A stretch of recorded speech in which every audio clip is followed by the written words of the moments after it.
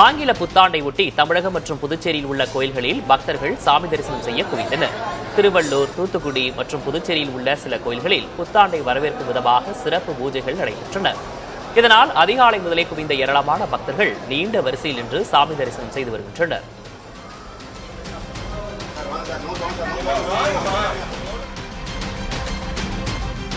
ஆங்கில புத்தாண்டு பிறப்பை முன்னிட்டு தமிழ்நாடு முழுவதும் கோவில்களில் சிறப்பு வழிபாடுகள் கோலாகலமாக நடைபெற்றன. கிருஷ்ணகிரி பெரிய மாரியம்மன் கோவிலில் 50 லட்சம் ரூபாய் நோட்டுகளாலும், திருப்பூர் கோட்டை மாரியம்மன் கோவிலில் ரூபாய் நோட்டுகள் மற்றும் நாணயங்களாலும் அம்மனுக்கு சிறப்பு அலங்காரங்கள் செய்யப்பட்டு தீபாராதனை நடைபெற்றது.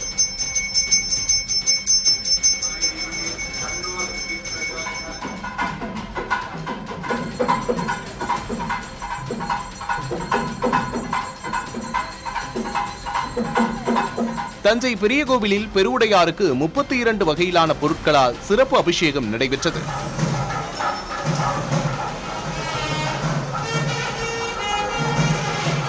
விவசாயம் செழிக்க வேண்டி ஒசூரில் ஆஞ்சநேயர் மீது கடலைக்காய்களை எரிந்து பக்தர்கள் பாரம்பரிய திருவிழாவுடன் புத்தாண்டை வரவேற்றனர்.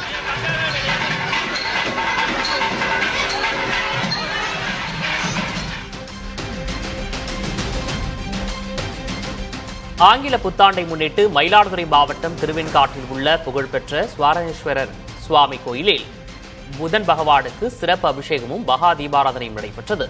அதிகாலை முதலே திரளான பக்தர்கள் நீண்ட வரிசையில் காத்திருந்து சாமி தரிசனம் செய்தனர். இந்த ஆண்டு அமைதியாகவும் விவசாயம் செழிக்கவும் வேண்டி புதன் பகவான் மற்றும் அகோரமூர்த்தி சன்னதிகளில் தீபமேற்றி பக்தர்கள் மனமுருகி பிரார்த்தனை செய்தனர். ஆங்கில புத்தாண்டை முன்னிட்டு மயிலாடுதுறை மாவட்டம் செம்பனார் கோயில் அருகே உள்ள பழமை வாய்ந்த கஞ்சாநகரம் புனித அந்தோணியார் ஆலயத்தில் பக்தர்கள் வினோத நேர்த்திக்கடன் செலுத்தினர். வேண்டுதல் நிறைவேறிய பக்தர்கள் குளத்தில் நீராடி 500 மீட்டர் தூரம் அங்க பிரதர்ஷனம் செய்தும் மண்டியிட்டு தீச்சட்டி ஏந்தியும் வேண்டுதலை நிறைவேற்றினர். குழந்தை வரம் வேண்டியிருந்த தம்பதியினர் பிறந்த குழந்தையை பச்சை தென்னை ஓலையில் கிடத்தி இழுத்துச் சென்று நேர்த்திக்கடன் செலுத்தினர். தொடர்ந்து திரளானோர் பங்கேற்ற சிறப்பு திருப்பலியும் நடைபெற்றது.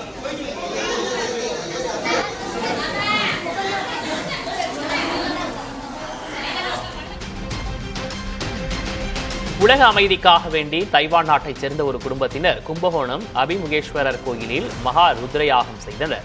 தைவான் நாட்டைச் சேர்ந்த லேடி சிங்வே மற்றும் அவரது உறவினர்கள் பூஜை பொருட்களை கையில் ஏந்தி கோயிலை சுற்றி வலம் வந்தனர். தொடர்ந்து கோயில் வாயிலில் கோ பூஜை செய்து வழிபட்டனர்.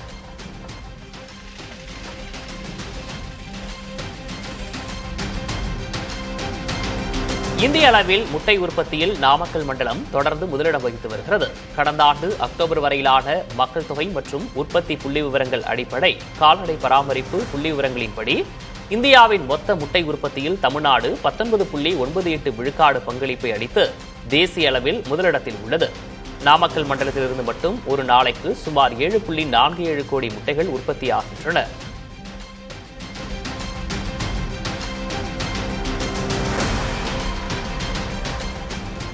மேட்டூர் அணையின் நீர்பிடிப்பு பகுதியான பண்ணவாடியில் சுமார் 2000 ஆண்டுகள் பழமையான பெருங்கற்கால கல்வட்டங்களை ஆய்வாளர்கள் கண்டறிந்துள்ளனர்.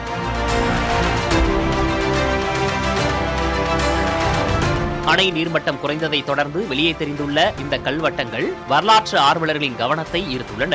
சீரான இடைவெளியில் அமைந்துள்ள இந்த கல்வட்டங்கள் 4 முதல் 7 மீட்டர் விட்டம் கொண்டவை. ஒவ்வொன்றிலும் 16 முதல் 23 பெரிய உருண்டை கற்கள் அடுக்கப்பட்டுள்ளன.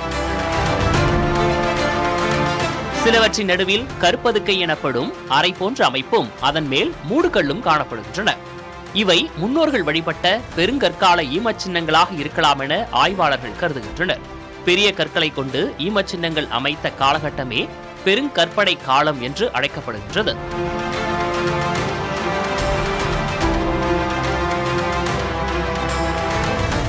தமிழ் முன்னோர்கள் கற்திட்டை, கற்பதுக்கை, கற்குவை, கல்வட்டங்கள் என பல வகையில் நினைவு சின்னங்களை அமைத்து உயிர் நீத்தோரை வழிபடுவதை வழக்கமாக கொண்டிருந்தனர்.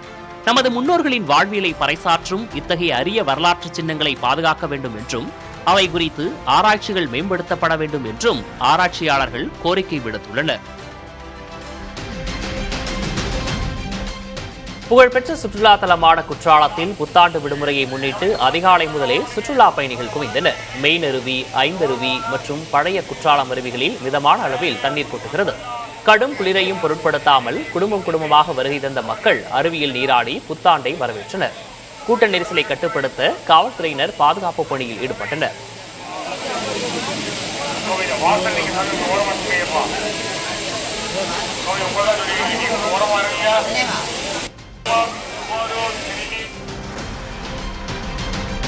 நீலகிரி மாவட்டம் பந்தலூர் அருகே உள்ள பாதரிமூலா பழங்குடியினர் கிராமத்திற்கு பல தலைமுறைகளுக்கு பிறகு முதல் முறையாக மின் இணைப்பு வழங்கப்பட்டுள்ளது. அடிப்படை வசதிகளின்றி இருளில் வாடி வந்த கிராம மக்கள் மாவட்ட ஆட்சியரிடம் விடுத்த கோரிக்கையை தொடர்ந்து மின்வாரிய அதிகாரிகள் நேரில் ஆய்வு செய்தனர். அதன் அடிப்படையில் வீடுகளுக்கு மின்சார வசதியை ஏற்படுத்தியிருந்தனர். பல ஆண்டுகளாக மின்சாரம் வேண்டி போராடி வந்த தங்களுக்கு தற்போது மின் நுகர்வோர் அட்டை வழங்கப்பட்டு வீடுகளில் மின் விளக்குகள் ஒளிரத் தொடங்கியுள்ளதால் கிராம மக்கள் மிகுந்த மகிழ்ச்சியில் ஆழ்ந்துள்ளனர்.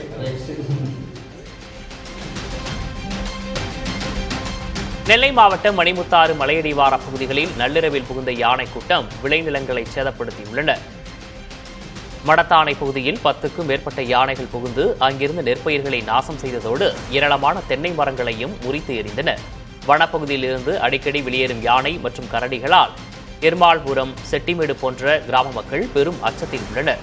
அகழிகள் மற்றும் சோலார் வேலிகளை தாண்டி யானைகள் தொடர்ந்து ஊடுருவுவதால் வனத்துறை உரிய நடவடிக்கை எடுக்க வேண்டும் என பாதிக்கப்பட்ட விவசாயிகள் கோரிக்கை விடுத்துள்ளனர்.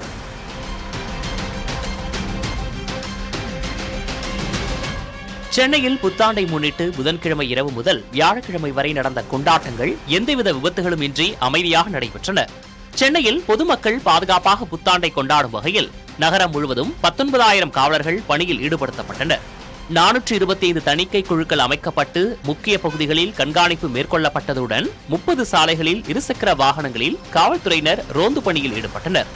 உற்சாக மிகுதியில் இளைஞர்கள் பைக் ரேசிங்கில் ஈடுபடாதவாறு தீவிர சோதனைகள் மேற்கொள்ளப்பட்டன. இதனால் சென்னையில் புதன் இரவு முதல் வியாழன் காலை வரை புத்தாண்டு கொண்டாட்டத்தின் போது எந்த அசம்பாவிதமும் நேரிடவில்லை. சர்வதேச சுற்றுலா தலமான கன்னியாகுமரியில் ஆங்கில புத்தாண்டை முன்னிட்டு ஆயிரக்கணக்கான சுற்றுலா பயணிகள் குவிந்தனர். கடல் நடுவே அமைக்கப்பட்டுள்ள கண்ணாடி பாலத்தை பார்வையிட மக்கள் பெரும் ஆர்வம் காட்டினர். விவேகானந்த நினைவு மண்டபம் மற்றும் திருவள்ளுவர் சிலையை இணைக்கும் இந்த பாலத்தில் நின்றபடி சுற்றுலா பயணிகள் உற்சாகத்துடன் புகைப்படங்கள் எடுத்து மகிழ்ந்தனர். பூம்புகார் கப்பல் போக்குவரத்து கழக படகுகளில் பயணம் செய்ய மக்கள் நீண்ட வரிசையில் காத்திருந்தனர்.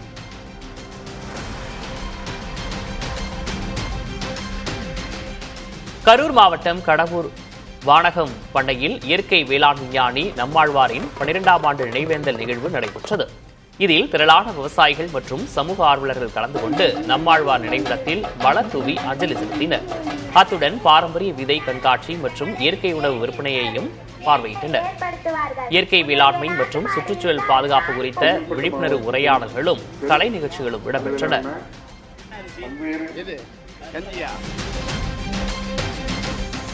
தேனி மாவட்டத்தில் நிலவும் இதமான பனிப்பொழிவு காரணமாக பன்னீர் திராட்சை விளைச்சல் அதிகரித்துள்ளது. விலையும் சற்று உயர்ந்துள்ளது. கடந்த வாரம் வரை 32 ரூபாய்க்கு விற்கப்பட்ட பன்னீர் திராட்சை கொள்முதல் விலை தற்போது 42 ரூபாயாக அதிகரித்துள்ளது.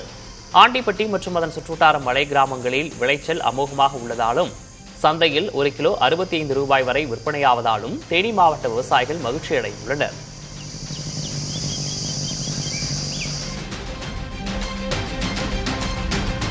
சிவகங்கை மாவட்டம் சிங்கமுனரி அருகே விறுவிறுப்பான இரட்டை மாட்டு வண்டி பந்தயம் நடைபெற்றது. திண்டுக்கல் காரைக்குடி தேசிய நெடுஞ்சாலை நடைபெற்ற இந்த போட்டியில் பெரிய காளைகள் பிரிவில் 13 ஜோடிகளும் சிறிய காளைகள் பிரிவில் 31 ஜோடிகளும் என மொத்தம் 44 ஜோடிகள் பங்கேற்று சீறி பாய்ந்தன.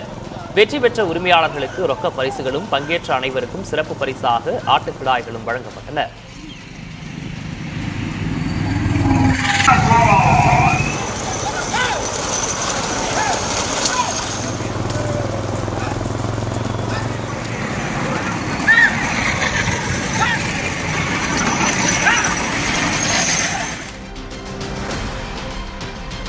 சர்வதேச சுற்றுலா தலமான கன்னியாகுமரியில் 2026ஆம் ஆண்டின் முதல் சூரிய உதயத்தை காண ஆயிரக்கணக்கான சுற்றுலா பயணிகள் குவிந்தனர். முக்கடல் சங்கமிக்கும் கடற்கரையில் திரண்டிருந்த மக்கள் கடலிலிருந்து ஆரஞ்சு நிற கோலமாய் மேலெழுந்து வந்த கதிரவனை தங்களின் கேமராக்களில் பதிவு செய்து மகிழ்ந்தனர்.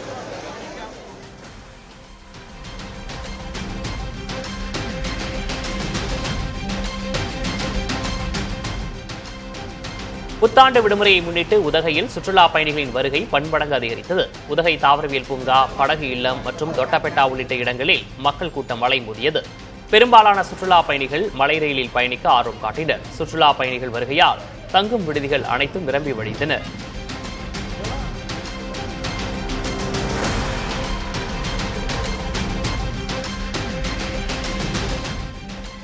தொடர் விடுமுறையை ஒட்டி தேனி மாவட்டம் கம்பம் அருகே உள்ள சுருளி அருவியில் சுற்றுலா பயணிகள் கூட்டம் அலைமோதியது. சபரிமலை செல்லும் ஐயப்ப பக்தர்களின் வருகையும் அதிக அளவில் இருந்த நிலையில் அருவியில் குளித்துவிட்டு அங்கிருக்கும் பூதநாராயணன் மற்றும் முருகன் கோயில்களில் சாமி தரிசனம் செய்தனர்.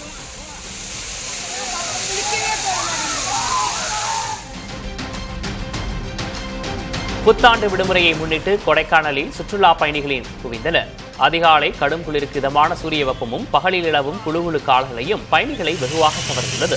குறிப்பாக கேரளாவிலிருந்து ஏராளமான மாணவ மாணவிகள் பேருந்துகளில் வருகை தந்து கோக்கர் ஸ்வாக், ஏரி உள்ளிட்ட இடங்களை ரசித்து செல்கின்றனர்.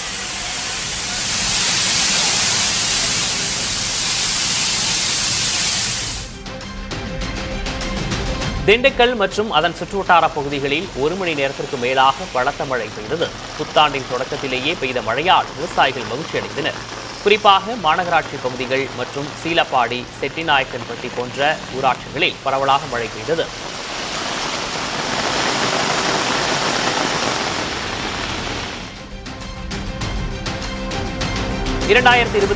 ஆண்டு பிறப்பை முன்னிட்டு தமிழகம் முழுவதும் மக்கள் மிகுந்த உற்சாகத்துடனும் குதூகலத்துடனும் புத்தாண்டை வரவேற்றனர். கோவை, சேலம், நெல்லை, மதுரை, திருச்சி உள்ளிட்ட அனைத்து மாவட்டங்களிலும் நள்ளிரவு 12 மணி அளவில் வான வேடிக்கைகள் முழங்க இனிப்புகளை பகிர்ந்து மக்கள் தங்கள் மகிழ்ச்சியை வெளிப்படுத்தினர்.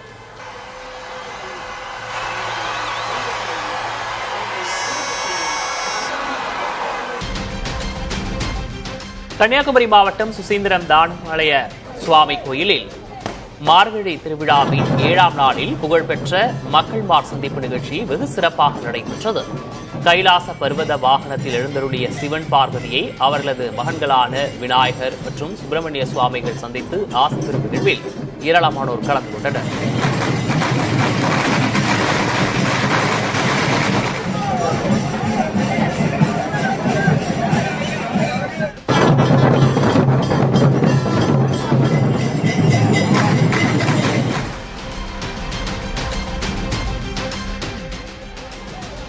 ஆங்கில புத்தாண்டு பிறப்பை முன்னிட்டு தமிழகம் முழுவதிலும் உள்ள புகழ்பெற்ற கோயில்களில் அதிகாலை முதலே ஆயிரக்கணக்கான பக்தர்கள் சாமி தரிசனம் செய்தனர். புத்தாண்டு தினத்தில் இறை வழிபாடு நடத்தினால் அந்த ஆண்டு முழுவதும் சுபிட்சமாக அமையும் என்ற நம்பிக்கையில் நள்ளிரவு மற்றும் அதிகாலை முதலே கோயில்களில் சிறப்பு பூஜைகள் மற்றும் வழிபாடுகள் நடைபெற்றன. மதுரையில் உலக புகழ்பெற்ற மீனாட்சி அம்மன் கோயிலில் அதிகாலையில் நடை திறக்கப்பட்டு சிறப்பு அபிஷேகங்கள் நடைபெற்றன.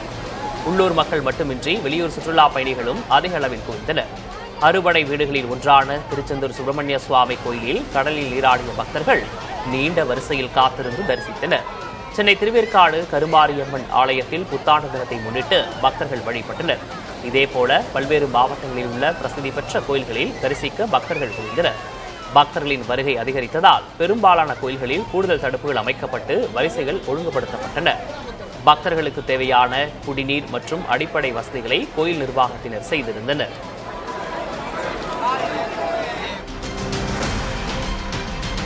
நாகை வெளிப்பாளையத்தில் உள்ள ஸ்ரீ சத்ரு சம்ஹாரமூர்த்தி ஆலயத்தில் ஆங்கில புத்தாண்டை முன்னிட்டு 5 லட்சம் மதிப்பிலான புதிய ரூபாய் நோட்டுகளால் சுவாமிக்கு சிறப்பு அலங்காரம் செய்யப்பட்டது. வேண்டுதல் நிறைவேறிய பக்தர்கள் வழங்கிய 10 முதல் 500 ரூபாய் நோட்டுகளை கொண்டு கருவறை மற்றும் பிரகாரம் முழுவதும் பணப்பந்தல் அமைக்கப்பட்டது. மேலும் சிவலிங்கத்திற்கு தங்க காசுகளால் அலங்காரம் செய்யப்பட்டிருந்தது. சென்னை, திருச்சி உள்ளிட்ட பல மாவட்டங்களிலிருந்து திரண்ட பக்தர்கள் இந்த அலங்காரத்தை கண்டு வழிபட்டனர்.